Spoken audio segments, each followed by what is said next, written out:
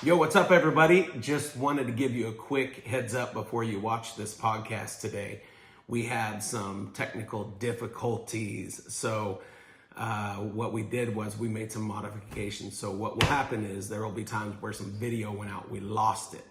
But we maintained the audio, and the conversation was so rich and good, we were like, okay, we got to keep that. So what we did was we put in a picture. You'll see it. You still have some pretty faces to look at. So don't be afraid, but you'll still hear the audio on YouTube. You'll just hear audio for some different sections and portions of it. And then for those of you on iTunes or Spotify, you guys are all good because all you get is audio anyway. So it's a good, rich conversation today. So take time to listen to it. And again, thanks for all of you who jump in and you watch us and you've sent so much feedback. It's been encouraging, and it's just, I'm so happy that it's making a difference for some of you. So anyway, enjoy this conversation.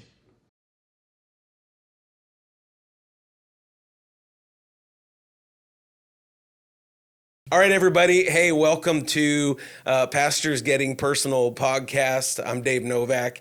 And these times, number one, I'm just glad you're joining us. But these times, the vision for this podcast is to sit with pastors. I have always loved and cherished the relationships I've had with lead pastors as I pastored for 15 years, started the church. I was always meeting and having lunch or coffee with different pastors.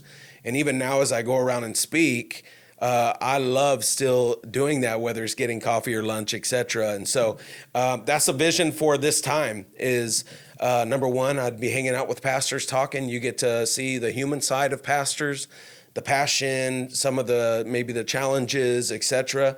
And my heart would be is that some of you, you see a side of pastoring and pastors that you didn't know. That's your heart goes out, and there's more compassion for your pastor or whomever.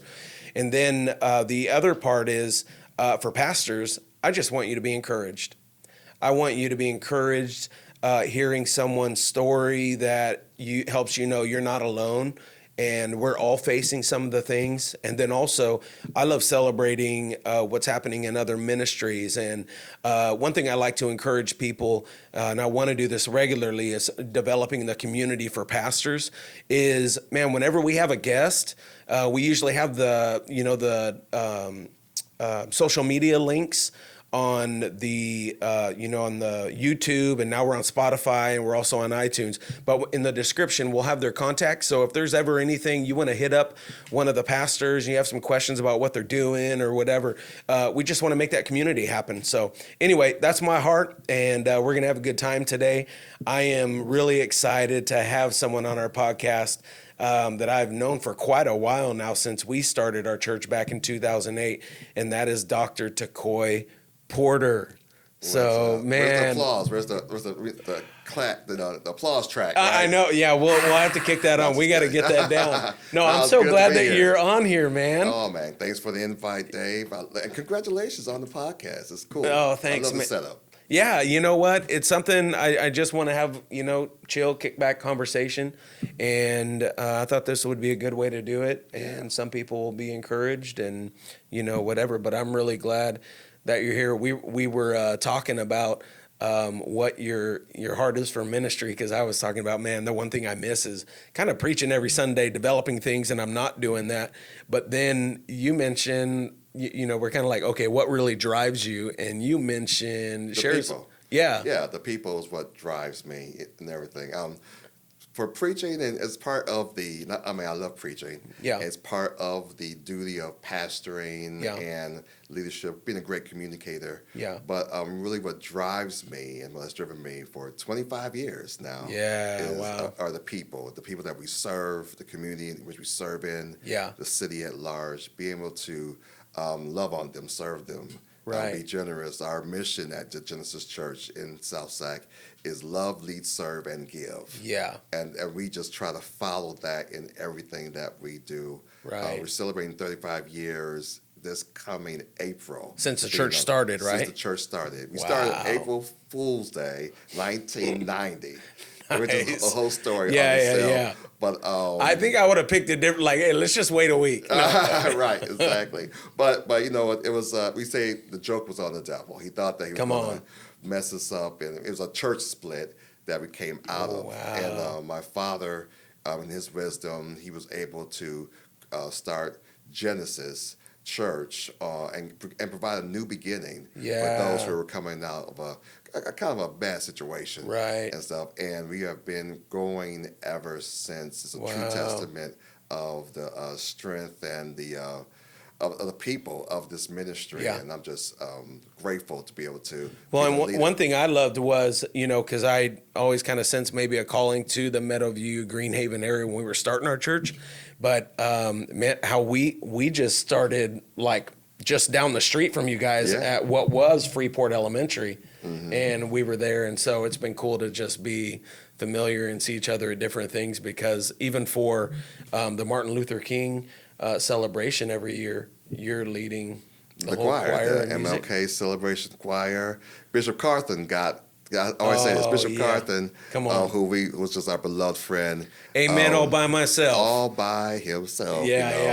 Boss Church. And even then, a lot of people don't know. We go way back before all of that. He was the pastor of Church of the Living God. Was that the one on Florin Road? On Florin Road, got it. A little small church. And they talk about they had some church, boy. They were at it. Nice. And then he blew up. But he kind of tricked me and my brother to be a part of the MLK celebration choir, or that whole celebration service. The background behind all of that is my father started the whole MLK celebration. Really? Dr. Robert Porter. And we used to have the celebration downtown Sacramento at the old convention center with the Sacramento Philharmonic. And we used to go out two or 3 days down there. And we had the big names and stuff like that. And it was all in the banner of United Pastors of Sacramento. Wow. And Clarence Elwington was the musician and the music director of that. It's been my father pastored Shiloh Missionary Baptist Church in Oak Park. We came here. Really? Yeah, we came here from St. Paul, Minnesota. Got it. And the crazy thing is, my father, he pastored the Shiloh Missionary Baptist Church in St. Paul, and for 20 years. And then in 1988, I was just coming out here already to go to school at UOP at the Conservatory of Music. And then my father, he got asked to preach for Shiloh during the summer. I believe 87 or so like that. And anyways, they said, hey, we like what you're doing, and we would like to call you out to be our pastor. And so, long story short, everybody moved out. The whole family moved out to California. We moved out west because it's gold in these hills. And it's warmer. Right, it was warmer. Yeah, most definitely. And that's kind of started our California journey. So my father pastored Shiloh Missionary Baptist Church in Oak Park for like 2 years or so, and then we had church split. And that 1990, April 1st, Genesis started. So was that had Dr. Parnell Lovelace he had already left and started his own church, right? Or was it about the same time? I don't know about Lovelace when he started his. I was a teenager at that time. I mean, I was 18 or so. Right. Okay. And everything, but so. Yeah. So how did you guys so much and I'm going to read your bio in a second, but how did you and Ellington really get involved in the music scene? Is that what you guys did at your church growing up? Yeah, well, we grew up, like I said, this is our family business. I'm a third-generation pastor, and we have pastors up and down the line and everything. So grew up, I always tell people, I kind of was born in the back pew of a church. Sleeping and when you're a preacher's kid, you do all the things. You're an usher, you're a choir director, you're a musician. You're a deacon. You do the overheads like me, the overhead projector. All that, I had keys to the church. So I mean, literally, my bus would drop me off at the church sometimes because, I had to go to start choir rehearsal. I had to open up the church for a ministry and everything, and so that's how deep we're in it. And so we found a way. My brother and I had both knack for music, and my father, he just really developed that, gave us space to work it out. And that's so it cool. started back in St. Paul. We were his ministers of music in training. Wow. And I started off on the drums. My brother, he always played the keys. Yeah. And we just kept developing our gift. Like I said, I came out here to the Conservatory of Music at UOP. And so I kept on developing it. And our goal was to be the Jimmy Jam and Terry Lewis of gospel music, because of that whole Minnesota, Minneapolis influence, there. And to some degree, we kind of succeeded with that. We have some good albums that we've done with our church choirs and stuff. So we all on Spotify, Porter Brothers and Genesis. Porter Brothers, nice. Genesis Youth Explosion and all that. We've worked with the Hawkins family. We've worked with Donald Lawrence. I'm going to Sweden in May to do a big gospel conference with him. Wow, so that's really cool. Yeah, so the MLK thing, in our circle, we're pretty known. And Bishop Carthen, here in Sacramento, I mean, that's you guys. Thank you. And Bishop Carthen, he knew that, and he was like, I just want you to come one year and just help out the choir, Next thing you know, it's like 20 years later. We're still working it out. And what keeps us there are the people. We have developed some great friendships and relationships in that ministry, and we enjoy it. The new year will not be the new year without working with that choir and stuff and the people there. So we just love that. And then Ellington what is his, he's at North Central University? Yeah, he's at North Central University. And what is his title exactly? He is the director of their worship and the arts department there. And he moved back to Minneapolis about 6 years ago. Right. But he's here all the time. I see that. He's going back and forth. Going back and forth, always helping us out. Assisting whenever he can. I call, he comes. Yeah. And so he hasn't really lost his place at all here. Right. We just expanded our ministry. Yeah. So now we have a base in Minneapolis and now here, not a church base, but a presence. And we kind of more of a reestablished one because he always tells me, he gives the stories how influential our father's ministry was and still is there. Yeah. And then my uncle pastored in Minneapolis. So they were the first Porter brothers of the Twin Cities there. And then we just picked it up. And so many people have been blessed by our forefathers, my uncle, my father's ministry there, that he just kind of walked back into it. Right. And it really picked up the mantle there. And so it's been a very beneficial and a blessed situation for him. Yeah. No, that's great. I want to go ahead and read your bio. Don't read all of it. Stuff. It's a long. Hey, man, I seen this and I'm like, there's a lot of good stuff in here. So I highlighted some areas that I'm like, okay, we'll mention that, and then there are other things that we're just going to end up talking about because you have quite the portfolio in so many different ways. And so I'm going to read some of this. This is for Dr. Tecoy Porter. For over 25 years, Dr. Porter has served as the senior pastor of Genesis Church in Sacramento, skipping down. Along with that, in 2020, he partnered with the Fortune School System to launch Tecoy Porter College Prep, a TK through 5th charter school in the Genesis campus there at your church, which is, man, it's incredible what they did there.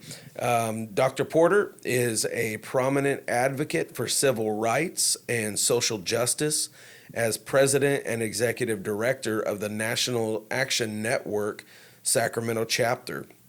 He oversees the chapter's advocacy efforts and et cetera. And in recognition of his impactful leadership, Reverend Al Sharpton, founder and president of the National Action Network, named NAN Sacramento the 2024 NAN Chapter of the Year. Congratulations. Yeah, thank you. In response to the tragic death of Stephon Clark in 2018, that's when you founded NAN Sacramento, which we'll get into that because there's a lot of interesting things there. Your academic achievements include a doctorate in strategic leadership from Regent University and a bachelor's and MBA degrees from California State University, Sacramento. He also holds a public leadership certificate from Harvard University's John F. Kennedy School of Government. There's so much more here that will probably hit a lot of great things. That's and good, then, though. You're good. But here's the main one right here. Dr. Porter's greatest pride lies in his 31-year marriage to Lady Carlette, right? That's right, Carlette Porter, and their 3 children, Tecoy Jr., Kamarion, and Kara. And so now one of your boys played college football? Both my boys played college football. Both of them? Yeah.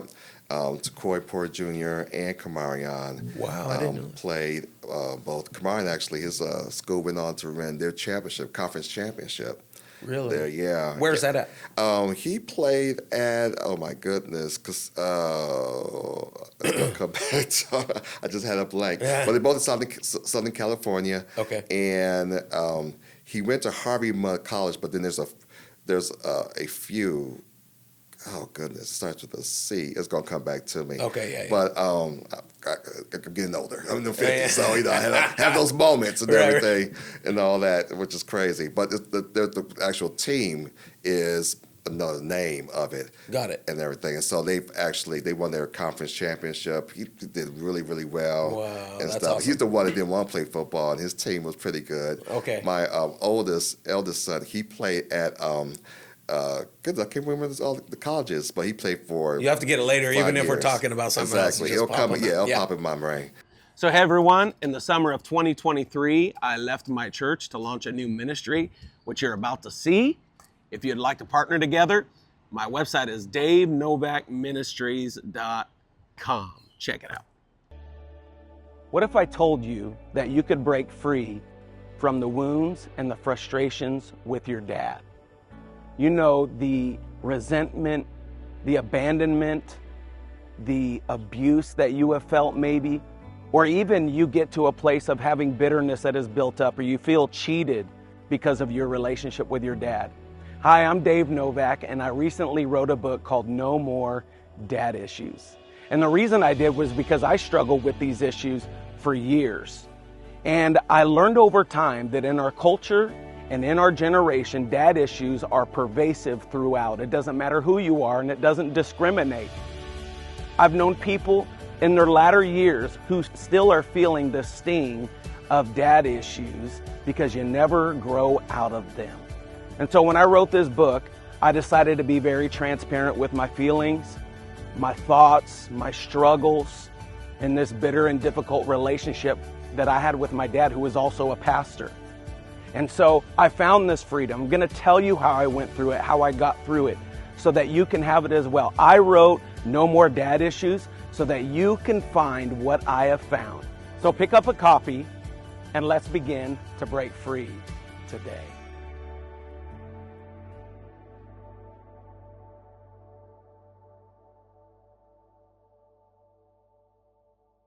Yeah. And see you, and it'll come back to me. And this is bad. They're going to kill me when they see this. That's all right.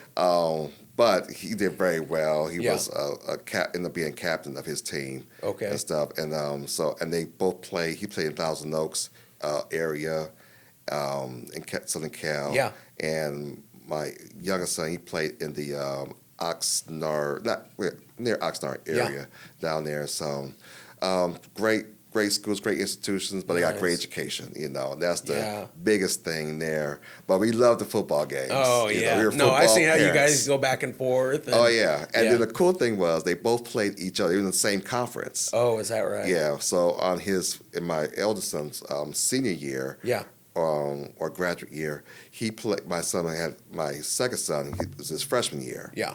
And so they ended up playing his homecoming, my eldest son homecoming.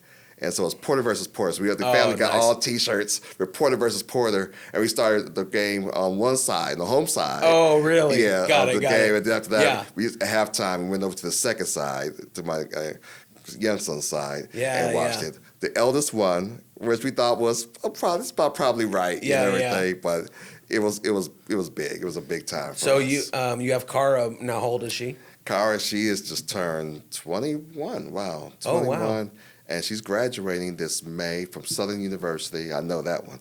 Wow, yeah. Right. Down in Baton Rouge. I know so that good. one well because we're still paying for it now. Yeah. But we're going back and forth. But that's my wife's family school. Yeah. And everything. And so they're really big there. I got some family that go there too. But it's a HBCU. Yeah. And she is doing wonderful mass communications. We're so proud of her, and she's going to graduate in May. Oh, that's cool. Congratulations for her. So I have 3 college graduates. Yeah. At least 3. So. And everybody's gone. It's just you and everybody's gone, but they rotate in though. Yeah, they rotate okay. back in and forth, back and forth. Nice. So you guys have been married. Every once in a while, I'll just have these questions that pop in. When you think of, this is probably getting pretty personal, which is what we're doing. But when you think of, because you guys have been married for 31 years, pastoring for 25, been in ministry, what was like maybe in your early years getting used to in ministry, the rhythm for your marriage and for ministry and kind of keeping those healthy? What maybe were... Man, here's where we had a hard thing here, and we had to learn, and we had to grow through that. Right. Anything come to mind that? Again, this is unscripted, so we're just talking. There's no thing. So anyway. Well, like I said, we were always in ministry. Yeah. Always had a hand in it, but then you never understand the reality of ministry until you actually the guy in charge, or the one leading that ministry, as you know. Yep. And so I was happy just supporting my father, my mom and my father, and what they're doing. Happy running their music department, their program. At one point, we were deacon. When I met my wife, I was doing the music, and I was a deacon. I wasn't even called to preach, or I didn't accept my calling to preach. I'll say that to minister. I want to do that. I was the runner of the family. Okay. And all that. So. And so I guess the hardest part or the challenge initially as a young couple was when my father said, all right, and I accepted my call to the ministry before he did this, but he got really sick. Mm-hmm. And he called me to his hospital room. I actually was on a business trip, and I heard that he was sick, and I got a call from the family and said, hey, you need to come back and see your father. Yeah. And so I went to visit him, and he took my hand. I was in the hospital room, and he took my hand and said, son, I need you to lead the ministry. And so that was like, okay, all right, this is real. Had you ever thought about that before, or is that like... Oh, yeah, it's always in the back of your brain, because of who we are and all of generational, that. Yeah, again, family business. Yeah. And so... it's like, but you're just hoping that, okay, how can we push this off, and everything. And my wife, she was like, we all knew, but then it was something that we was in denial about. Yeah. And then it got really real, really quick. Mm-hmm. And that's when we had to really just make up our minds to make that happen. I was 28 years old. Mm-hmm. Both my wife and I were 28. My brother was 25, and my dad's wishes were for both of us to go ahead and follow up on this ministry. Yeah. Well, succeed in the ministry. So he passed away, unfortunately, in August of 1999. Yeah. And that's when we just picked up that mantle and ran with it. And that was, that started a whole journey of ups and downs and crazy things and blessings and miracles and tragedy and all that. For 25 years. Yeah, and how was the adjustment? Because your dad passed away, and both you and your brother, because that's not, especially back then, that wasn't normal. Exactly. To have 2 leaders leading a church. So what was that like? How'd you guys adjust? And Well, my brother and I, we were fine because my father, we didn't understand. He was grooming us, this whole time. So, and we're the youngest out of 5. Okay. And so we always did things together. My father was always teaching us, my mom was always teaching us to do things together, encouraging us to do that. Yeah. Of course, being the oldest, I had, just that leadership of the eldest person, brother doing that and stuff. So, but, we both held our lanes. We were always Batman, Robin, Starsky, Hutch type of thing, and just did things together. And with that, it wasn't again abnormal for us, but it was abnormal at the time. Now you see team leadership and senior leadership teams happening. It's almost commonplace around here. But at that time, especially for a black church, that was something else. Like, we got some pushback, not from our church, but from churches around us that didn't quite understand. The question we always got was, well, who's in charge? Right. And it's like, well, sometimes it's him, sometimes it's me. Yeah. And all that. And we just and that can get really sticky too, because as family, I mean, at times if you can't keep it a healthy situation, which you guys were able to. Right. Yeah. No, we had our challenges. We were brothers, but again, we have our own dynamic even now. Even though my name is on the marquee at this time, when he comes in, he's Pastor E. And that never stops, and I will never stop that, because that's part of his inheritance as much as it's part of mine. Right. And so, we always respect his leadership and what he offers that. And he's the first person I'm calling outside my wife to come and to lead, preach, teach, him and Tawana's my sister in love. Yeah. I'm calling them just the first person on the list. Yeah. To do whatever I need to do. That needs to be done in making the ministry go further in my absence. Right. So you've had some big things in the community that have taken place. Are we okay with the lighting? We're good? Okay. We didn't have to cut that out. Whatever. Chop me. Anyway, so you've had some real community tragedies, if you will, and challenges that have happened right around your church. And I don't know if everybody knows, some may not know about it exactly, but how much you were involved in it and how much it really was something that kind of fell in your lap of, okay, it's time to step up as a leader and help the community. And that was with Stephon Clark, basically blocks away. One block. One block? Literally 1 block away. I could see his grandmother's house, his backyard, her backyard, from my office door. Right. And I would open it up and like, bam, it's right there. Yeah. And stuff. So we're literally just 1 block away from the church. The Stephon Clark tragedy occurred. Can you explain the tragedy? Maybe some don't know, just real briefly, what happened exactly, because you know more details than I do. Well, March 18th, just tomorrow, it'll make 7 years. Okay. Wow. Stephon Clark, he got shot and killed in his grandmother's backyard. He was unarmed. The Sacramento police thought that he mistook his cell phone as a gun. Yeah. And shot him. He was just trying to come home. Yeah. There were some issues about somebody was going around knocking windows out of cars and stuff like that. The police were called, and it was an overuse of force. Got it. That occurred. And unfortunately, they didn't realize that he was just trying to get back to his grandmother's house. Right. And, you got helicopters and stuff following you. Yeah. And everything. You just try to get home. Yeah. And unfortunately, the police that were on call did not know the people or the community. Got it. And so they came in, and it was a mistake. And they would admit that it was a mistake there, but then not to the point of convicting the police for making that mistake. Right.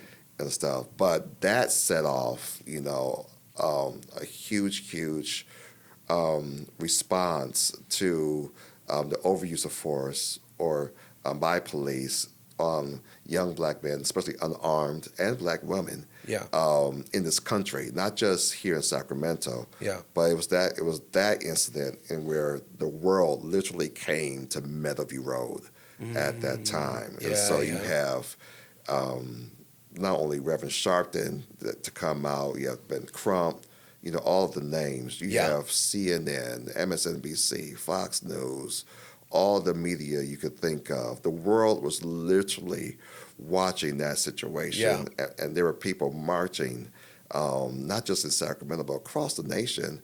In the world. There's marches in London over this. Is that right? This is the precursor to George Floyd. Right. Right. Which we'll get into that, because you had a hand in that too. It just kind of spilled into that. Exactly. And that's how I got introduced to. I always knew about Reverend Sharpton and the National Action Network, just from our circle of friends and such. And we always had a voice in civil rights, again, because it's people-driven, our ministry. But we weren't in the deep end of it, but that put us into the deep end. And that's when they tapped me to start the National Action Network Sacramento chapter. Yeah. And that's just me just saying, where can I help? Because this family's right here. And what was your, how did this fall into your lap? Like, what did you end up doing? What was your part in helping the recovery with that and helping the healing issues with when everything went down? So right after that went down, I was actually at a conference in Vegas, of all places. Okay. And when I was departing, my plane left up, I had got a notification about the shooting. Mm-hmm. When I landed, I got a call saying, come home, because this happened like in your neighborhood. Yeah. And, and then I have some of the family in my church. Yeah. And so I got the NAACP is calling me, Nan's calling me, and other leaders. Les Simmons, he was very instrumental in this as well. He calls me, and he was like, hey, Sharpton's coming, the world's coming. We need to figure out what's going on. The NAACP for Alice Huffman, she actually brought me in to help with the funeral service. So the funeral service ended up being for Stephon Clark, ended up being at Boss Church. Yeah. And this is right after Bishop Carlton had passed away. Yeah, and there's a new pastor that came in from Chicago named Daryl Scarborough. Yep. And Daryl, he ended up being he's now my vice president for the National Action Network. Oh, really? Yeah, okay. And I knew him because we did some missionary work in Uganda. In Africa and stuff earlier on. And so I was like, hey, you need some help, let me know. Yeah. And Alice Huffman from the NAACP, she's like, come on in, we need your help. Yeah. And let's work it out. So we end up helping out with the funeral service for Stephon Clark. Yeah. And then I saw that Nan was going to be involved in Sharpton. He made the promise to the family that he's going to be here. I said, well, how can I help you? Yeah. With this? And that's when they said, start a chapter. Wow. And be with the family. And NAN again is? The National Action Network. Okay. And we call it NAN. Okay, got it. So, got it. Just the first letters of the name. Right. And with that's how we started the chapter. And so in May 2018, that's when we first became a chapter for the National Action Network. And that just blew up everything. Yeah. And, I would say it changed our ministry direction a bit, right there, because now we're literally in the deep end of the civil rights, social justice fight there. And one thing's led to another, and we're just rolling right along in that. Right. And you've been, so here you are helping with a racial reconciliation and trying, the social justice. At the same time, you're also involved in politics to an extent with the Congress here, right? And some things like that. So, and I know I remember you telling me how your dad he was a statesman like that too, and he got involved in that. But this took you down the road to now, and I didn't know this, but how much you were instrumental, and now it's like, okay, it's extending to George Floyd. Yeah. And share with us about that. Right. So, just going back a little bit. So, when George Floyd occurred, that thing, we were straight up in the pandemic then, right? Yeah. We had just ushered into that situation. And so the issue with the George Floyd tragedy occurred in my home, so I say my hometown. Even though I was raised in St. Paul, grew up in St. Paul, I went to school in Minneapolis. Right. And so, they call it the Twin Cities. Yeah. And because it's just so close. Yeah. 15 minutes there, it's like going to from Elk Grove to Sacramento. Thus, Minnesota Twins. The Minnesota Twins, exactly. Right. And all that. So it's really close. So I call up Minneapolis my hometown as well. Yeah. And anyway, my brother had just went back to North Central, started working there. Okay. And we had done, we was working with Nan pretty good, still in the early phases, and they needed a place to hold the funeral. And they're like, don't your brother work at a school and stuff? Can you see if work it out? So Sky Hagan at the time was the president of North Central, and that's how my brother actually ended up being there. And we called Scott and said, hey, we're looking for a place to hold the funeral. Yeah. Now, everything is shut down. Yeah. Right? Right. And we had to get permission from the governor of Minnesota, the mayor of Minneapolis. And I mean, it was a state Congress thing, right. Because we had to deal with the county and all the health officials to make this happen. Yeah. But this is George Floyd. And this occurred nationally. And this is bigger than Stephon Clark because now everybody saw it because we're in the pandemic. Okay. Right? And you could not see it. Yeah. Right? This is happening all the time. Oh, yeah. I mean, yeah. Yeah. And it set off so much. Exactly. Because everybody's shut in. And and you just is on your phone, and everything. And so with that, so we talked to Scott. He talked to his board, and he was like, "Yes." And so here we are at this Assemblies of God school. Yeah. And I'm bringing Sharpton. Right. to it, right? And it is crazy, right? Yes. And so, and then my brother's like, we were able to make this happen. You're coming, right? You're coming. Yeah. And so I'm traveling in the pandemic. Right. And we're literally making this funeral happen, this memorial happen for George Floyd. Yeah. And I tell you, I haven't seen so much press ever in my life. Mm-hmm. But we were instrumental in coordinating that. You go look at the footage, you'll see me running around, escorting people in, and Hezekiah Walker was there. It's a good friend of ours, and he did the music and stuff for it. And my brother and I, we ended up doing the music for the George Floyd, that memorial. Setting it up and got a few singers there. And just general coordination. We helped the NAN team establish that, help with the family, and we're always grateful for what Scott Hagan, North Central, did by opening up that this space for us. Yeah, that was incredible. It was a heavy lift right there to do that. And from there, we ended up doing the first March on Washington in D.C., right in that same year. Was that like Black Lives Matter? Black Lives Matter? Or it was the March on Washington, the 60th just a general. So got it. Where King spoke at that time, I think it's about we were celebrating the 50th year or 55 years, a major thing, and we've been doing it. There's always been some type of recognition of that whole. I Have a Dream speech. Yes. That's where that happened. Got it. Right there, that March on Washington. So every year is being recognized and commemorated at some time during I believe it was August or so in D.C.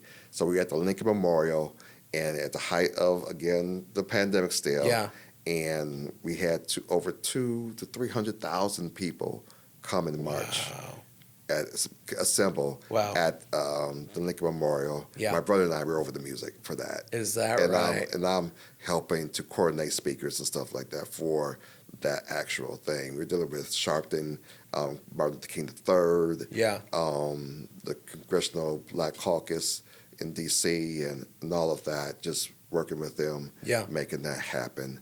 And then came back, and Governor Newsom, he called me and said, hey, I'm going to come to your church. His people call and say, we're going to do a press conference, and we're going to start here because that's when all the George Floyd marches was happening across the nation. Yeah. And there's another one here. Yes, I spoke at that one. Okay. That's where Black Lives Matters and NAACP did their big thing downtown, and that brought out about 50,000 people. Yeah. And stuff. So I spoke there. And then we hosted Governor Newsom at the church in Meadowview. Yeah. I didn't know that. I don't know how. To kick off his speaking tour throughout California. Got it. In regards to addressing that issue of civil rights and social justice and police brutality and all of those things. Yeah. So you talk about jumping into the deep end. No, you guys are deep in it. We jumped right in the deep end of it. Well, and here's the thing too, is that going to racism, and then even you're like Reverend Al Sharpton and Assemblies of God, and all these different things. Then politics get involved, and you have these different parties, and then you have the racism. And I know even for me as a pastor, because people had their strong feelings about or against Black Lives Matters with the marches and such, and then some were like, passionate about it, etc. It went both ways, and it gets really difficult. And even you and I have talked about it, to where it can be an uncomfortable situation when there was like the march, because people felt a certain way, with Black Lives Matters. I went down, and we all have our different biases as far as politics, racism, all of that. I remember going down and trying to have a view of, I'm not taking sides, I just want to feel what everyone feels. So I decided to take my son with me downtown where the march was. And even to walk around and feel the passion, feel the frustration, feel the anger, and walk and just see what people were seeing and what they were saying. And even then, I got on social media because I thought I'll take a picture of it. Here we are doing this, like we all do, selfies or whatever. And I remember getting people saying stuff, making little comments towards that. And I'm just like, I didn't understand, what's going on. And so when it comes to like politics and racism, how do you kind of navigate it, whether from a, pastoral kind of viewpoint, and with people in your church, outside of your church, and trying to have some kind of harmony, which most people don't do this, right? And take time to talk. Right, most definitely. And that's one of the main issues there. When I started working with Reverend Sharpton and getting heavier into civil rights, social justice situation, I understood two things. I learned two things very quickly, is that demonstration has to lead to legislation. Okay. All right, legislative change. The only way that you're going to change anything in our country is, we're a country of laws, right? Rules and laws. So that means you have to influence the rules and laws there. And so marching gets you to a point, it gets the people's attention, but then to really work it out, you have to change the laws. You have to be involved in politics. We are all involved in politics in some form or fashion, right? Right. Because politics is the way where we eat, live, how we're educated, and also how we practice our faith as well, And so it's all in there, in everything, roads, streets, where a light is, where a school is, and all that stuff. That's all. What kind of stores politics, and all businesses, things like that. That's politics. Yeah. That's being done in the state legislature, in city councils, in the county of supervisors, stuff like that. So that's politics. Yeah. That's happening right there, where work, play, and actually practice our faith. Yeah. Knowing that, that led me to say, okay, well, I'm going to run for state assembly. Oh, yeah, that's right. And it was first state senate, but then the redistricting that occurred, and I felt like assembly was a better fit for me, and changing that to state assembly. Okay. And I ran for state assembly there to, follow or succeed Jim Cooper. Okay. In the assembly district here. Former sheriff. Well, the sheriff now, right now. Oh, okay. So Got it. From sheriff, went back to it. Anyway, did not win, but I learned a whole bunch. Okay. Right there, and I actually gained more friends and relationships, and learned how this politic thing works. Yeah. How that impacted me as a pastor, is that you start learning then people's biases. Oh yeah. And our politics, they go from local all the way to national. And at the time this George Floyd thing occurred, Trump was in charge, and there was a lot of issues, right there. And wherever you stand on whatever side of Trump at this point, it impacted the white evangelical church. Yeah. In a big way. Yeah. And there was a lot of people that took sides, that played the political game in that situation, that space.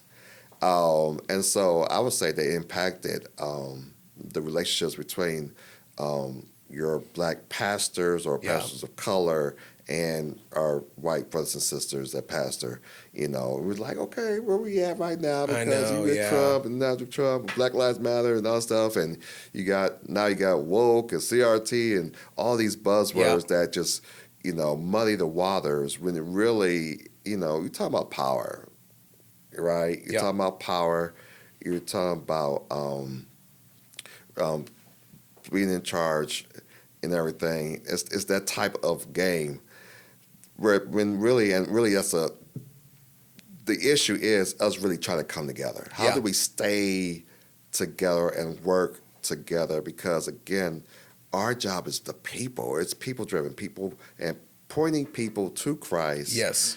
Not as a cover-up, right? Saying, okay, I just believe in Christ. I'm going to not be in politics. I'm just going to be in. It's not about that. It's about Christ. Well, we can't use Christ as the cover-up for not being able to address the issues that we have. Yes. And everything. Because there were some big issues that came up during that time and still here. Even if we're in different parties. Exactly. Different parties, right. Exactly. Yeah. Especially, different parties. You have to speak on that and have the conversation instead of condemning one another. Yeah. Which the book tells us there's no condemnation. Right. For those who are in Christ Jesus. So how can we as brothers and sisters condemn each other? What are we doing here? Right. And so, so I'll admit, I'll first want to admit that, there was a lot of side-eyeing happening at that time between people I thought was great friends, and stuff that I've done ministry with and everything. There's a lot of soul searching in that situation. So when you ran with the Democratic Party? Oh, yeah, Democratic Party. So this is where I think it gets really. So when I was pastoring, I just kind of stayed away from politics, like this, make it about the issues and tried to do that. When the truth of the matter is, we have Christians in church. Unfortunately, we're picking churches that have it.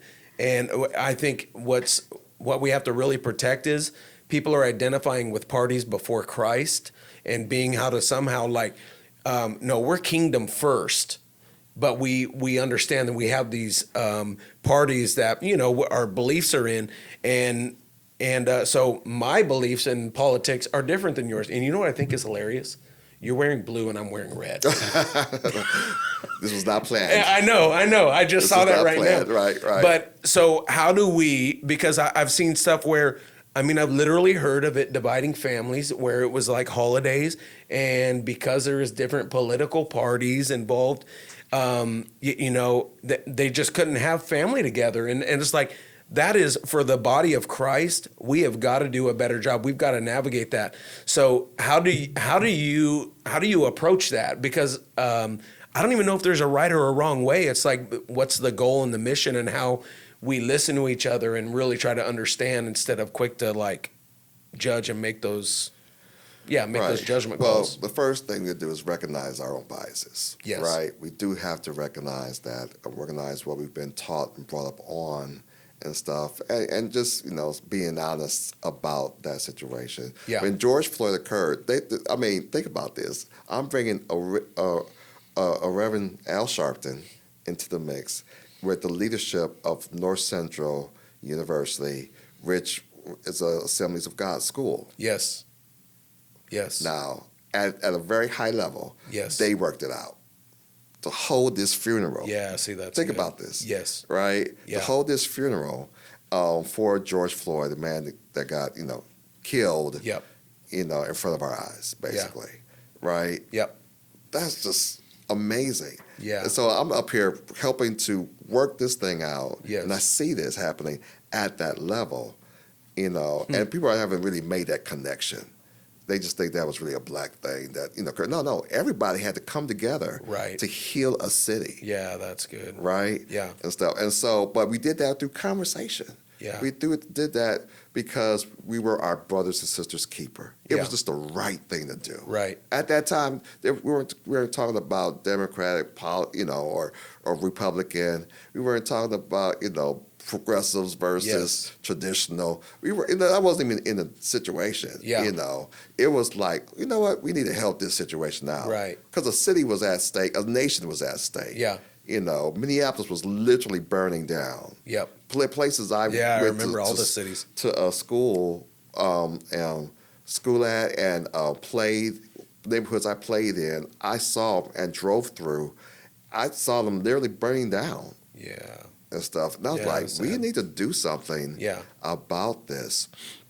And we could, and you put your differences aside, and we came into a commonality of helping people. Yeah. And at the end of the day, this is what it's all about, helping people. Here's the issue, I think, that we have to really, that gets down to the crux of it, is that we have to keep on fighting radical indifference. So, hey, all of the pastors and leaders out there, since I wrote my book right here, Fearless Men, and it released in September of 24, and I've been on tour speaking at conferences and retreats and different men's events, the response has been pretty incredible. I'm now hearing that churches are using this book as curriculum for their men's events and their groups. And so if you'd like to partner and look at doing this as well, you can go to my website, davenovakministries.com. I'm continuing to plan and prep my schedule and calendar for 2025. And I'd love to be a part of what you're doing and bring fearless men to you and your men. Hit me up and maybe we'll book something. Where we just don't care about other unpack people. That. Okay. Right? Or we just don't care about the quote unquote other. Yeah. Where to me it's extreme selfishness that plagues the United States, this country, because we're such an independent people. Yes. When really that's a lie, right? Yeah. We're really so codependent on each other. Yeah. Right. We literally need each other to survive. Yes. Right. That's how that's how this nation was built. Yeah. Us working with each other to make and hopefully healthy relationships. That's the whole point. Well, exactly. Yeah. But right now we're at a point where it's just, well, if it ain't about me, mine, and me, mine, I, then forget it. Right. I'm not worried about that. Yeah. So who cares about what's happening in South Sac as long as I'm cool in Rockland, Lincoln, Elk Grove. Right. I'm good. My family's good. Yeah. And everything. If you're gonna try to mess that up, I'm coming against you. Yeah. Right. Yeah. And it's like, okay, and if there's nothing happening, then I'm just not gonna think about you. I'm not. You don't even come into my space. That's the radical indifference. Yes. I don't even see you. Like we I have remember mentioned. you telling me that, like being able to just see. Yeah. We mentioned our conversation before about how the aim and the goal is to be colorblind. That's not my aim. It's not my goal. See us. I want you to see me live and in living color. Because when you do that, then I know that you see me, you hear me. And then you at least recognize the struggle. Yeah. You recognize the challenges and everything. And you recognize culture. Yeah. And all that. Just don't recognize my culture when I'm playing on a field or when I'm making music or when somebody's dancing in front of you. Yeah. We like that culture. Yeah. And stuff. And we celebrate, we'll pay money for all of that. But no, recognize the culture also when we're speaking, when we're leading, and when we're talking about some very crucial, important things. Yeah. Like you're killing our children. I jumped into this thing because I have two sons and a daughter. They're the same age, around the same age of Stephon Clark. Right. And they're, like I say, we just went through it. They're all college graduates or will be college graduates. Yeah. Working out. My son has an MBA now, and that's awesome. My youngest son, he graduated from the MIT of the West Coast, every month, college and everything, and he's a genius. But then you saw them walking down the street. You don't know that. Yeah, right. They're just two black kids. Yeah. That depending on who rolls up on them, no telling what can happen. Yeah. And so I have no choice. Yeah. To step into this role because my kids are on the line. Yeah. My nephews and nieces' kids are on the line. The children that go to my church and live in my community and stuff, and are on the line. Yeah. People that look like me, they're on the line. Right. When my kids got their driver's license, I was scared to death. Yeah, honestly, it just came to mind. How did you prepare them for the time that they get pulled over? Yeah, I mean, the talk. What was that like? The talk is like, all right. I never had a talk with my dad. Well, so right? So the thing is, like, he's like, okay, listen, when they pull you over, it's like, don't trip. Hands 10 and 2 and stuff. Do something, reach for something when they ask you to reach for something. Yeah. And stuff, say yes, sir, yes, ma'am, don't make no waves and all that. Yeah. It's the talk that's normal in a black family that we give to all of our children. Right. And the frightening thing is, even with that, it still may not work. They could still die. Yes.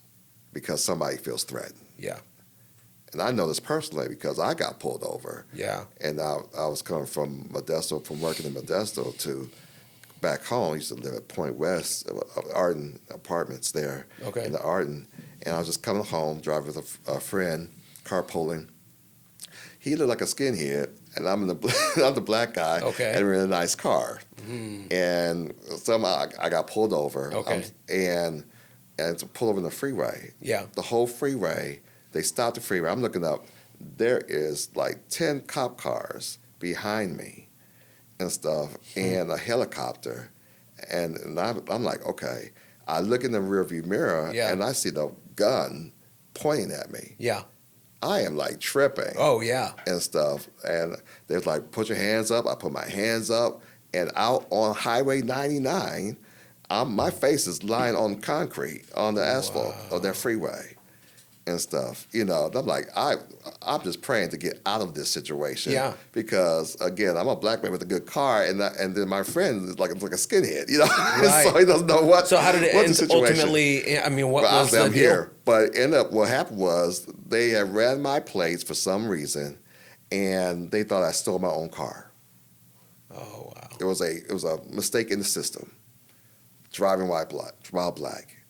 Luckily, they figured it out, and I was calm enough to, I didn't do no crazy stuff, but man, I literally could have been dead, before everything started for me. Yeah, that's pretty traumatic and stuff. So, we had to talk. I'm telling them what I knew. Yeah. What could happen, where you just drive while black. That's a real situation. Yeah. Right there, And unfortunately, it exists. And I think so I'm Hispanic and I'm white, but being, I'd say, non-black, because a lot of it is towards the black, or ends up in the black community's lap when this kind of thing happens, is that for us to really be aware of, this kind of, I don't look at life through the lens that you do, as far as I've got to be aware of the authorities and how, I could be treated different. And for people like myself who aren't black to be able to understand what your community goes through and kind of the fears at times, because that's never been a concern for me. And so anyway, I just want those who are watching, it's I don't even, I think we can be in a conversation to where it's like we've heard each other, we talk, and it's not like we have to come out with a certain answer or whatever. We're just getting to know each other and understand each other and the points of view and respect where each other, exists. And so I love you. I appreciate you. I'm happy that we get to have conversations and know things, hear things that are different. I've never that have never dawned on me or I've had to deal with. Mm-hmm. And so I don't know, any last thoughts, whether it's on, I don't know, what's on your heart that you would like to just share, whether it has to do with racism, politics, church ministry, anything on your heart, just as we're getting ready to wrap up? Well, no, I appreciate you for having me, Dave, and all that. I've seen what you've done. I'm proud of what you're doing with your book and being out and stuff, and just even having the courage to have this type of ministry and broach this subject, Yeah. with us, even though you may not have known we was going to I'm like, right? okay. I mean, because honestly, it's like, okay, I want to be really, really careful, and I don't want to offend my brother, and I want to be able to have a good conversation. Yeah, but you have that's the thing. I know you got to do it. Do it afraid, I guess. Yeah, right. That's what it's all about. That's what ministry work is really all about. And it's doing things afraid. I started this when I was getting 28 years old. Yeah. And I thought I knew a lot, and I found out I knew nothing at all. Even growing up in this ministry work, and watching my parents and my uncles and cousins and stuff. I got my family, they lead churches and ministries across this nation. Right. And but you never know until you're in it. Yeah. And you never know what you'll be called to until you called to it and everything. So, doing the afraid, that's probably the theme of my 25 years in ministry. Yeah. Is doing it afraid, just jumping in, doing it with faith, and working it out, and just really believing in God to just lead you in the situation. But I just want to encourage anybody that's jumping into ministry or is in it right now, never forget that it is about the people. Yeah. I mean, it's about serving the people, not being served, because right now we have business-fied, right? Ministry. And there's an element for that. Yeah, I'm for the excellence and exactly. Yeah. You come to me, you're gonna see all the things, right? Yeah. Lights, camera, action, and all that. Got school, and so we understand that need to have your business in order. Yes, I'm not downplaying that at all. Yeah, but then we never can forget about that's all about the people. Yes, about the communities that you serve. Yes, and all that, because they don't care about all what you got, even how well you preach. Yes, unless they know that you actually care about them. And so our ministry really it doesn't start and end on a Sunday morning.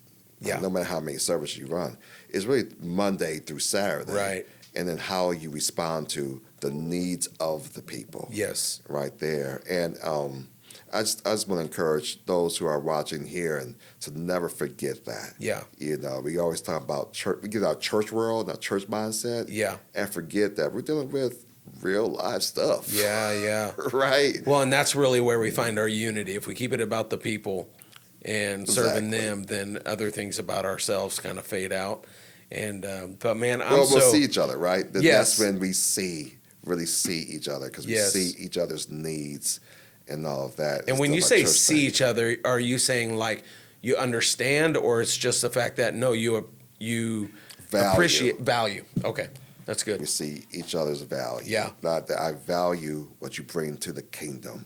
I value your message. There's people that you're going to reach that I will never touch. Yeah. Same vice versa, right? Right. For me and everything. And we all of us have a role to play. Yes. And we need each other to play that role. Yes. Right? Yep. Totally. Play that role. Because we're all operating in our blind spots. Yeah.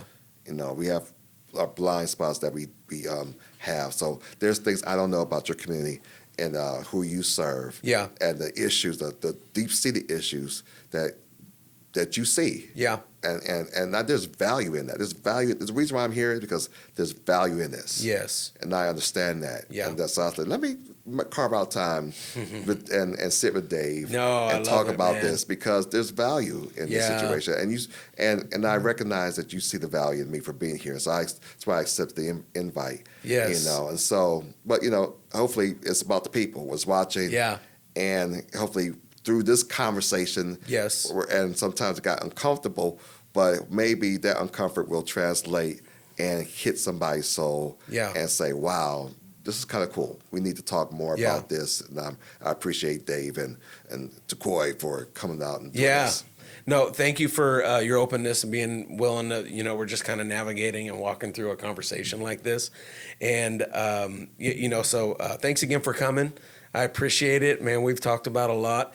And for those of you watching, you can be contacted. What's your Instagram handle? Or?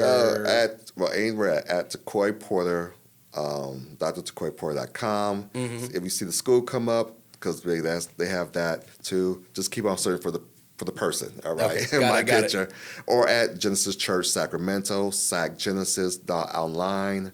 And Genesis Church was not hard to find. You'll find us there. And then you're on Facebook and all the socials. Yeah. Yeah. So if you have any questions, maybe in regards to ministry or just what he's doing, or just have questions about some ministry things that are that he's involved in, please reach out. We want to have the community. And then for pastors who you're navigating these kind of conversations, I think it's really important for us to just go in and be able to take off our mindset, our brain, and be willing to have an open mind and talk about how we can build relationships rather than just hold on to what we think and with assumptions, etc.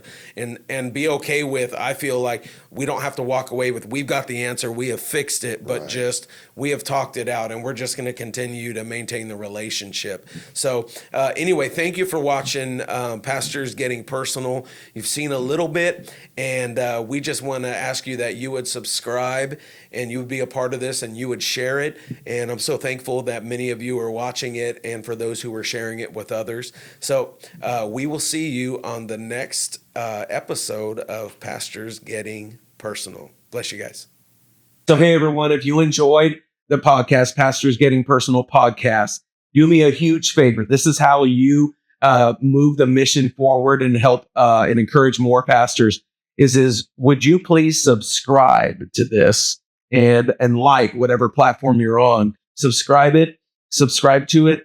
And then if you could even get the word out, share it, whether it's on social media for others to jump in and watch, or it's you're just sending a link over to a friend to watch it. But this is a ministry. It's not so much to try and just have something out there, another podcast, but man, to really just see a difference made in the community of lead pastors. And so anyway, check it out or like it and subscribe it and send it out. Help us and be a part of it. All right. God bless you.